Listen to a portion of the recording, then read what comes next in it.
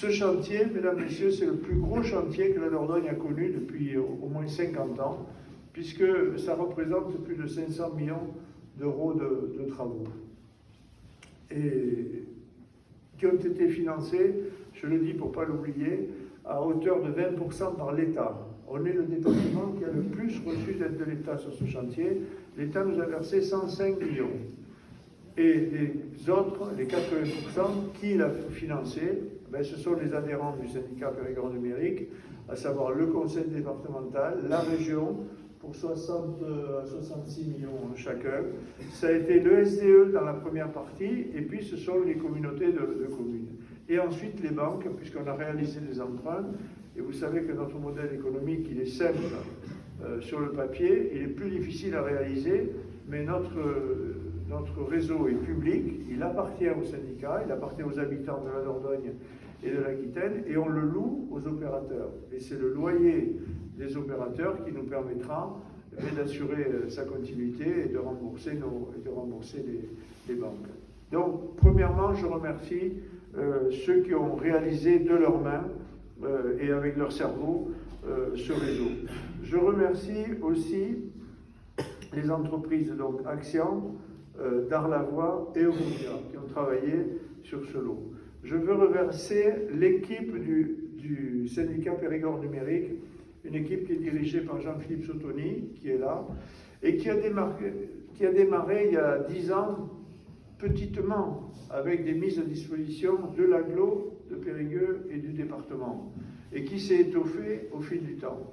Mais eux aussi, ils ont une part prépondérante dans cette histoire-là, parce que c'est eux qui, sur le plan administratif, sur le plan technique, eh bien, ont suivi l'organisation des travaux. Je veux remercier les 3 vice-présidents du syndicat. Thierry Boidet était avec nous ce matin, il nous a quittés, mais je sais que je me suis engagé à ce que ce que je vais dire lui soit rapporté. Voilà. Mais je vais vous dire pourquoi après. Et puis les 2 autres sont là, Alain Cournil et Stéphane Dobel. Ce sont les 3 vice-présidents qui, eux, ont fait le suivi des chantiers et ont assuré les négociations avec les banques pour emprunter ce que nous avons emprunté. Donc je les remercie aussi. Et je remercie bien sûr l'ensemble des élus du département, puisque toutes les communautés de communes du département de la Dordogne auront participé à ce travail et auront participé à la réalisation de l'ensemble de ces travaux. Ces travaux, j'en suis totalement persuadé, vont changer le visage de la Dordogne. Et c'est là que j'ai fait une promesse à Thierry. Je dis chaque fois, la fibre va changer notre département parce qu'il va permettre à des gens de venir travailler en Dordogne. Et on a, vous l'avez remarqué, l'INSEE a annoncé les chiffres de 2016 à 2021 et on a regagné 2500 habitants dans ce département alors que depuis quelques décennies on était en train d'en perdre. Eh bien peut-être, j'en suis pas certain, mais peut-être que l'installation de la fibre n'y est pas pour rien. Puisqu'il y a de plus en plus de gens qui font du télétravail, et il y a de plus en plus d'entreprises qui peuvent venir aujourd'hui s'installer à la campagne, et ils ont tous les moyens de communication que l'on a dans les grosses agglomérations.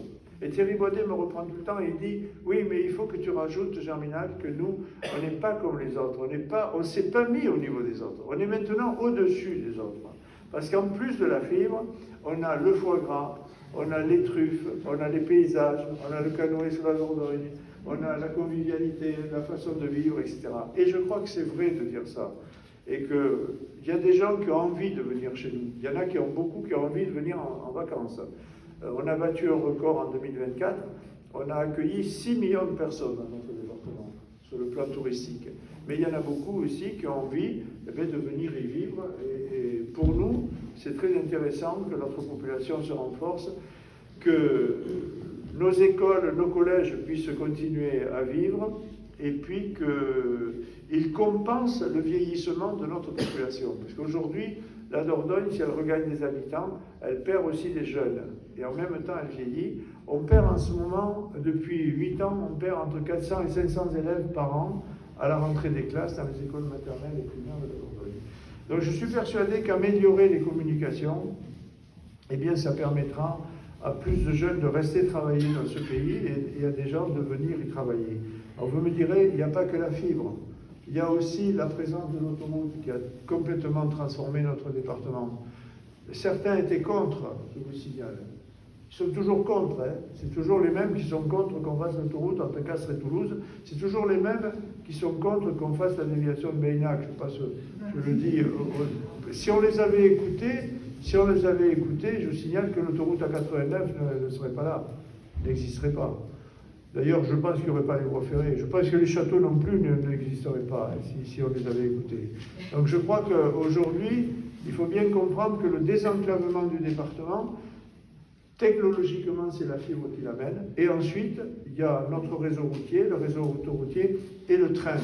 Et le train qui a fait pas mal de progrès, puisqu'aujourd'hui, on le sent très bien dans l'ouest, à partir de Mussidan, Montpont, et dans la vallée de la Dordogne, à partir de Bergerac. Le fait d'être à 1 heure de Bordeaux est en train de changer ces secteurs-là. Et là, par contre, les élèves, ils affluent dans les collèges.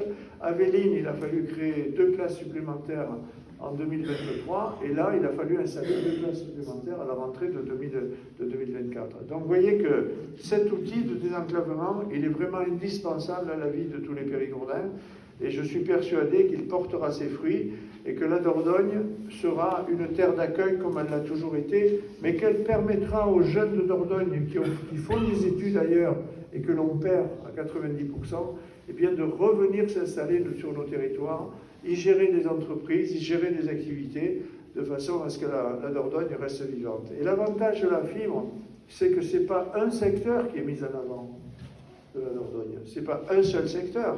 Ce n'est pas Périgueux ou Bergerac. C'est tout le territoire de la Dordogne qui est mis sur un pied d'égalité. Et là, on peut dire que c'est sur un pied d'égalité. Que l'on soit à Seine-Lemaire, à La Coquille, à Montpazier, à Villefranche-du-Périgord ou au centre de Périgueux, eh bien, tous les Périgourdins auront accès aux mêmes services. Et c'est ce que l'on a voulu, et c'est pour ça que depuis 10 ans maintenant, depuis 2014, eh bien, on a réfléchi, on a travaillé en commun pour que ce grand chantier puisse se réaliser. Voilà, encore une fois, merci à vous tous, et félicitations aux entreprises, et je passe la parole. Ma voix s'est pas améliorée, je suis désolé. Monsieur Nicolas Platon, conseiller régional et maire de Ribérac, Monsieur Didier Bazinet, conseiller départemental et président de la communauté de communes du pays ribéracois, Madame Catherine Bézac-Gontier, conseillère départementale, Monsieur Christophe Mounier, directeur d'Axience, Mesdames et Messieurs les maires, Mesdames et Messieurs les élus, Mesdames et Messieurs représentant les entreprises intervenantes sur ce projet, Mesdames et Messieurs. Les quelques mots que je vais maintenant prononcer, ce n'est pas le maire de Verteillac qui les dira. Non. En fait, ils refléteront, du moins je l'espère, ce que pensent les 55 maires concernés par cette fin de travaux du lot numéro 1. Alors, je ne vais pas parler de Verteillac, on en parle d'ailleurs assez. Non, je vais vous parler de ruralité et bien sûr, adresser mes chaleureux remerciements aux différents acteurs de ce gigantesque chantier. Souvent, nous, les maires ruraux, pour nous les maires ruraux, ruralité ne rime pas avec égalité. Eh bien, sur ce projet de déploiement de la fibre optique, si, pour une fois, et en comparaison avec les moyennes et grandes villes, nous ne serons pas à la traîne technologiquement parlant. De plus, je vous rappelle que le principe choisi par nos élus d'offrir l'accès à la fibre optique à chaque logement sans exclusion sur un territoire aussi dispersé que le nôtre, c'est une vraie action politique égalitaire. Souvent, pour certains citadins ignorants, ruralité ne rime pas avec modernité. Et bien sur ce projet de déploiement de la fibre optique, si.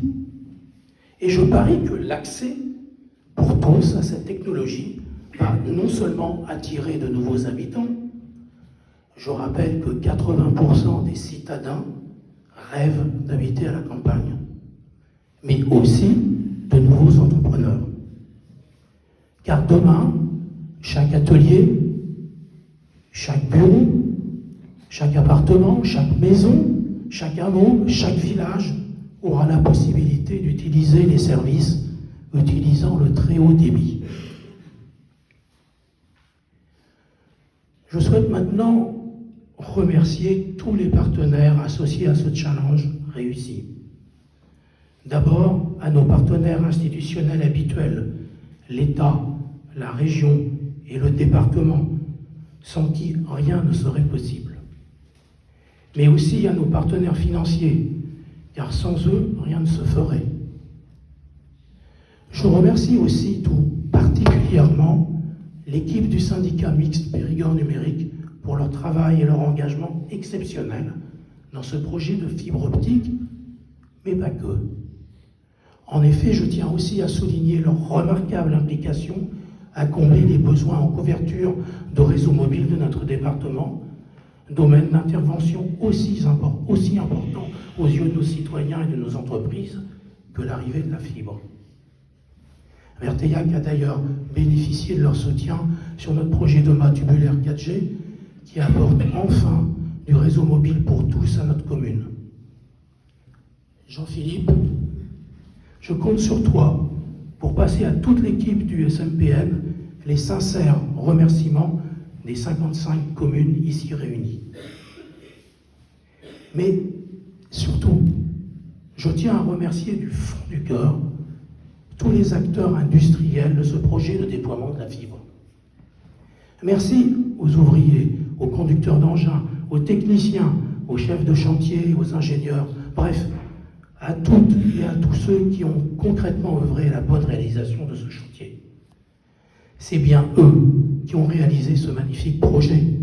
C'est bien eux qui ont installé et testé, une par une, plus de 26 000 prises sur nos 55 communes. Ils peuvent en être fiers. Alors oui, mesdames et messieurs, cette fin de chantier, c'est aussi un signal lumineux plein d'espoir. C'est la démonstration qu'une grande ambition peut se réaliser dans nos territoires ruraux si elle est partagée, comprise et supportée par tous les acteurs. Cette mobilisation a fonctionné sur la première partie du projet, la mise en place des infrastructures. Nous souhaitons que cette mobilisation, portée par la Société publique locale Nouvelle-Aquitaine, THD, NATHD, continue sur la deuxième partie, l'exploitation au jour le jour pendant des décennies. La ruralité en a besoin, la ruralité le mérite. Mesdames et messieurs, je vous remercie pour votre attention. Nicolas, Régis, merci donc d'être présent pour un événement tout particulier. Alors je vais parler en tant que président de la communauté de communes. Je voulais remercier bien sûr les entreprises, les acteurs, de cette réalisation de ce superbe projet public. Je ne reviendrai pas sur ce qui a été dit, mais la volonté des élus a été d'avoir un réseau public. Je remercie les deux vice-présidents, qui sont Stéphane et Alain, ici présents. Je te remercie aussi, Régis, puisque tu représentes la communauté de communes au sein de Périgord Numérique. Je voulais remercier bien sûr le directeur de Périgord Numérique, Jean-Philippe, et son équipe. Remercier mes collègues élus intercommunaux et communaux, puisque notre participation annuelle, elle s'est faite aussi de manière naturelle. On a participé bien modestement par rapport au montant des travaux, mais notre participation annuelle, elle est aux alentours de 115 000 euros. Elle est donc validée sans réserve par l'ensemble des élus communautaires, et donc je veux le préciser, puisque cet outil d'aménagement du territoire est un réel plus. Je crois que Régis a résumé un peu la situation, c'est que grâce à un investissement collectif, apolitique du syndicat, pour un réseau public, afin de desservir l'ensemble des habitants de notre département, je voudrais juste rappeler que l'opérateur historique s'est bien chargé des zones très urbaines, en délaissant les zones rurales. S'il n'y avait pas eu cet engagement public, pour justement déployer la fibre, eh bien on pourrait l'attendre bien longtemps. Et je crois que c'est une vraie richesse. Germinal Perrault a évoqué effectivement l'attractivité des territoires ruraux après une période de Covid qui a marqué bien sûr les esprits et qui a mis en valeur une zone rurale avec, je dirais, une qualité de vie exceptionnelle, le télétravail, des gens qui sont venus s'installer à la campagne, même avant la fibre. Eh bien, ces gens-là ont fait le choix de venir travailler et vivre dans nos campagnes. Et avoir cet équipement est un vrai plus pour le territoire, pour nos entreprises, mais aussi pour des gens qui veulent venir s'installer. Aujourd'hui, on a le taux dématérialisation est un vrai souci pour certaines franges de la population, les gens âgés ou des gens réfractaires. Mais cet outil-là peut permettre justement de mieux les accompagner au quotidien pour justement qu'il n'y ait pas cette fracture numérique qui handicape aussi et qui crée parfois un accès aux droits ou aux services de manière réduite. Donc tout cela, c'est l'œuvre d'un collectif qui s'est créé autour de Germinal Perrault, qui a souhaité, parce que c'est une longue histoire, le très haut débit en Dordogne. Il y a eu des velléités au départ. Je me souviens que la DSL, en 2010, je crois, le Verdillacois avec 5 répartiteurs, donc la DSL a boosté un peu ces répartiteurs. Ça a permis aussi de mieux attendre ce déploiement de la fibre optique. Et évidemment, il y avait toujours ces zones qui se sentaient délaissées aussi, très reculées, et on en fait partie, nous aussi. Mais ça fait partie du désenclavement. Alors, on se plaint toujours, mais il faut dire, Germinal Perrault nous a quittés tout à l'heure, et dans 3 heures, il sera à Montparnasse. Donc, on n'est pas très loin aussi. On n'est pas quand même totalement paumé. Donc toutes ces actions que nous voulons porter à l'échelle locale, à l'échelle départementale, à l'échelle régionale, cet investissement-là est très porteur. Alors, ce sont des outils de communication. C'est bien pour les usages domestiques. Mais je vois la dérive, alors je pense à une personne des États-Unis qui se sert de ces canaux de communication. Cette dérive est dangereuse. Il arrive à véhiculer des messages de haine qui ne sont pas du tout les miens. Alors je voudrais que tous ces réseaux de communication permettent justement un épanouissement, une réelle humanisation de la société, malgré tout. Donc ce sont les dérives aussi du progrès. Alors je me souviens des propos qu'avaient certains anciens qui disaient le progrès tue l'homme et le péril jaune. Alors j'espère que voilà, on aura un progrès en faveur des humains et j'espère que ça le demeurera et qu'on sera assez vigilant pour pas laisser certains se servir de ces canaux de médiatisation, de communication à des fins très négatives pour l'humanité. Voilà, merci à toutes et à tous et merci pour tout ce que vous avez fait des entreprises, pour la qualité du travail, parce que c'est aussi déployer des compétences, ce n'était pas donné, c'est un vrai challenge qui a été relevé par le monde de l'entreprise et bravo à vous.